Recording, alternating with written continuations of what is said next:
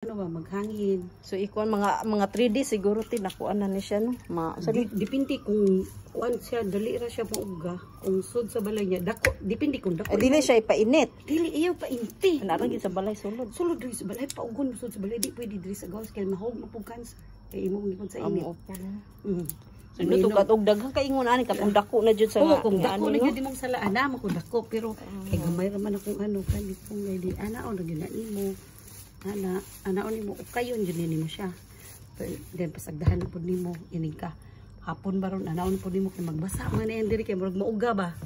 Magpilit siya kung dili nimo maana. Sige sa kaning anaon. Oo, anaon pud nimo siya kay ug dili nimo anaon inyahang kuan niya.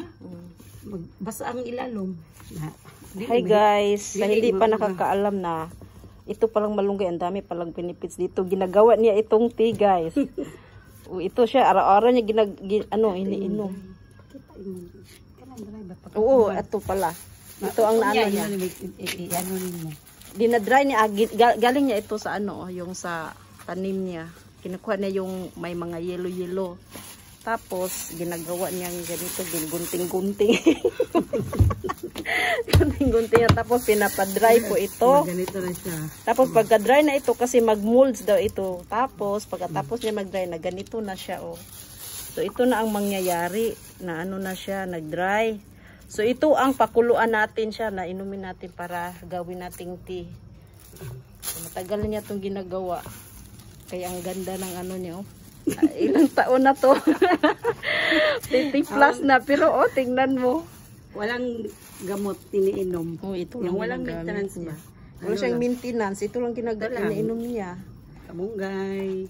So ito ang dapat para lalo na yung may cancer. Pag may tanim, may cancer. May cancer. So ito ang ginagamot ito. Pwede siya itubig araw-araw. Pagkatapos niyang pakulan itong dry na to, pagka bukas naman, iba na naman, no? Iba na. Itapon niyo na tong yung ginagamit, yung pinakuluan. So ito lang guys. Sana makatulong ito sa ating mga kababayan na may mga cancer. Saka yung may mga ba yun yung mga sakit-sakit nawala dito. Miracle treatment. Miracle treatment pala ito guys. Miracle to. So ayan, bye-bye. Hi guys, ito na siya ating yung ko kanina sa utan. So hiwain lang natin siya para isali dito. So, ito na siya.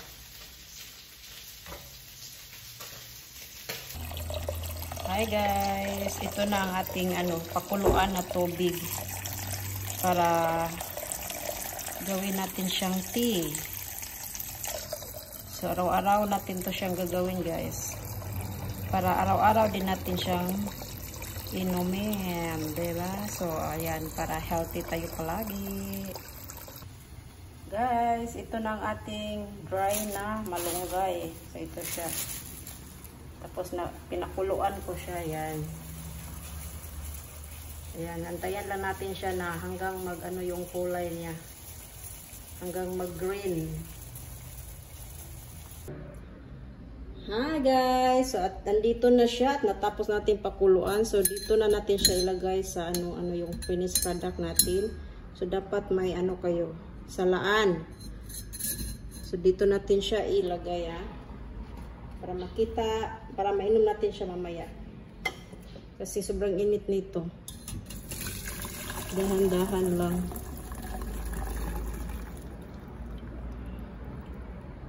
So, dito siya ang loob. Ang bango niya. Para din siyang parang totoong tea. As in, mabango. So, ito na ang kanyang kulay. Brown. Brown pala, hindi green. Brown ang kulay niya. So, eksakto na tea talaga. Diba? So, ayun lang guys for today's video. Sana makatulong tayo sa mga kababayan natin na gusto ding sa kanyang katawan. So, pwede nyo ito araw-arawin na gagawin. So, ayun lang guys. Thank you so much for watching. Bye-bye!